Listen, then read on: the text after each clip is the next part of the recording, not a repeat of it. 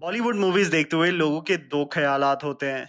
एक कि थिएटर में जाके वो उन चंद घंटों के लिए अपनी जिंदगी की सारी टेंशन भूल सके, और दूसरे जो चाहते हैं कि पिक्चरों की कहानी और भूमिका के अनुसार वो ऑडियंसेस को सोचने और डिस्कॉस या बातचीत करने पे मजबूर कर सके। बॉलीवुड या हिंदी फिल्म इंडस्ट्री एक बहुत ही बड़े पैमाने में अपनी पिक्चरें पेश करती हैं, और काफी लोगों को मानना है कि इसी से फिल्म इंडस्ट्री की एक जिम्मेदारी होती है कि वो इस देश के डाइवर्सिटी को बखूबी और शिद्दत से निभा सके। अफसोस की बात यह है, बॉलीवुड के पैमाने या स्केल की वजह से लोगों को दिमाग में एक कम्युनिटी के प्रति एक आइडिया फिक्स हो जाता है, एक जनरलाइजेशन कि लोग इस कम्युनिटी के ऐसे ही होते हैं। मैं अनमोल जामवाल आपको कुछ एग्जांपल्स देना चाहूंगा जिसमें बॉलीवुड मूवीज के किरदार एक कम्युनिटी को एक ही या वन टोन रूप से पेश करते हैं, जिससे मासेस का परसेप्शन उस कम्युनिटी के प्रति उसी लेंस में समा जाता है।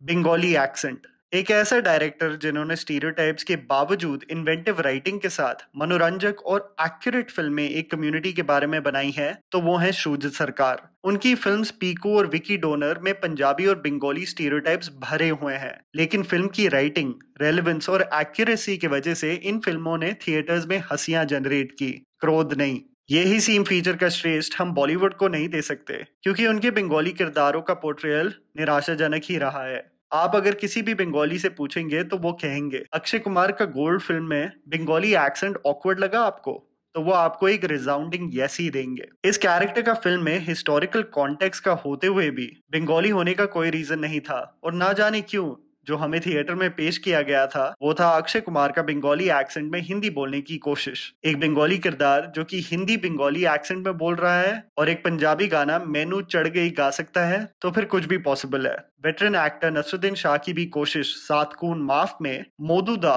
के रूप में बंगाली एक्सेंट में हिंदी और इंग्लिश डायलॉग्स जैसे व्हाट इज द प्रूफ करते हुए देख कोई भी बंगाली क्रिंज करने पे मजबूर हो जाएगा। देवदास में जैकी श्रॉफ के किरदार चुन्नी बाई का भी हर समय बोंधू बोलना जैसे बंगाली कम्युनिटी को कन्वल्शंस पे मजबूर कर दे। आजकल हिंदी सिनेमा में परमपत्र चैटर्जी और जिशु सेन गुप्ता एक्टर्स को देखते ऐसे लगता है कि मेन स्ट्रीम फिल्मों में बंगाली किरदारों के रोल शिद्दत से पेश किए जा सकते हैं।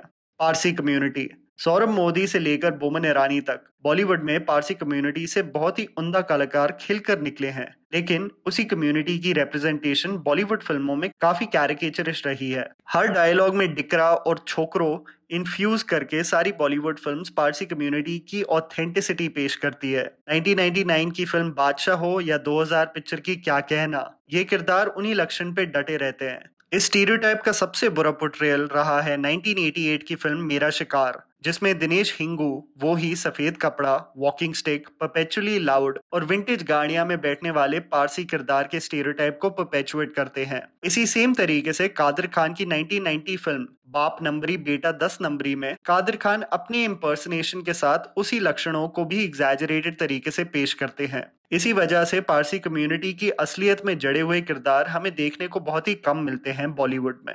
सिख कम्युनिटी बॉलीवुड पिक्चरों में सिख कम्युनिटी को रिप्रेजेंट करने वाले किरदार काफी घिसे पिटे और ओवर द टॉप रहे हैं। ये किरदार मोस्टली फिल्मों में कॉमिक रिलीफ के लिए पाए जाते हैं। 2000 की पिक्चर मोहब्बतें में अनुपम खेर काकी के रोल प्ले करते हैं, जो कि ब्राइट कलर्स के कपड़े पहन के फर्स्ट एंट्री में ढोल के साथ गाने और नाचने लगते हैं। ये किरदार हर तरीके से सादा और मूर्ख किस्म का लिखा गया था। 2005 की पिक्चर जो बोले सोनेहाल, जो कि सिख कम्युनिटी को लगा एक एक्यूरेट रिप्रेजेंटेशन होगा, सनी देओल ने निहाल सिंह का किरदार प्ले किया था, जो वापस एक सादा, कॉन्स्टेंटली चिल्लाता हुआ और आसानी से गुस्सा होने वाला आदमी की पेशकश करते हैं। इस किरदार को आसानी से मैनिपुलेट किया जाता है। ये अपनी लिटरेसी एक सीन में प्रूव करने के लिए ABCD रिसाइट करता है, और क्योंकि राइटिंग में ऐसा पेश किया जाता है कि निहाल सिंह इतने इंटेलेक्चुअली ब्राइट नहीं है, इसलिए किसी भी अपॉर्चुनिटी में वो अपना बल इस्तेमाल करते हैं। हवलदार इशार सिंह केसरी फिल्म से लेकर सिद्धार्थ प्यार का पंचनामा 2 में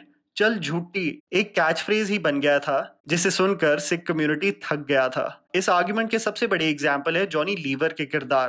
पहले शुरू करते हैं बलवंत सिंह से उर्फ बल्ले, 1996 की पिक्चर राजा हिंदुस्तानी में, जिसका इंट्रोडक्टरी सीन ढोल और भंगड़ा बजाते हुए होता है। राजा के और बलवंत के बीच पहला डायलॉग ही होता है, ओ मेरे तंदूरी चिकन, ओ मेरे लस्सी द ग्लास। आपको यही इंप्रेशन देने के लिए कि पंजाबी हमेशा एक्साइटेड, चिल्लाने वाले, नॉनवेज खाने वाले और भंगड़ा के फैन होते हैं। जॉनी लीवर ने ये ही स्टीरियोटाइप काफी फिल्मों में रीइंफोर्स किया है। अनाड़ी नंबर 1 में एक ओवर द टॉप दिलेर मेहंदी इम्पर्सनेटर, आगाज में एक ओवर एक्साइटेड और वापस कॉन्स्टेंटली भंगड़ा पाने वाले सरदार, बादल में एक ब्राइट येलो वेस्ट कोट और टर्कवाइज पैंट्स पहनने वाले, वापस कॉन्स्टेंटली चिल्लाते हुए एक सरदार। इन कैरेक्टर्स को मेन प्लॉट से कोई लेना देना नहीं होता था, पर बस इंडिपेंडेंट गैग्स के लिए ही लिखे जाते थे। आपको ये भी लगेगा कि सन ऑफ सरदार और सिंह इज ब्लिंग जैसे फिल्मों से बॉलीवुड ने सिख कम्युनिटी को मैप में लाया, पर इनएडवर्टेंटली काफी तरीकों से उन्होंने वो ही स्टीरियोटाइप्स को रीइंफोर्स किया जो बॉलीवुड सिख कम्युनिटी के साथ सालों से करते आए हैं। आप भी हमें बताइए कमेंट सेक्शन बिलो में आपके हिसाब से कौन से ऐसे ऑफेंसिव स्टीरियोटाइप्स है जो बॉलीवुड सालों से दिखाते रहा है।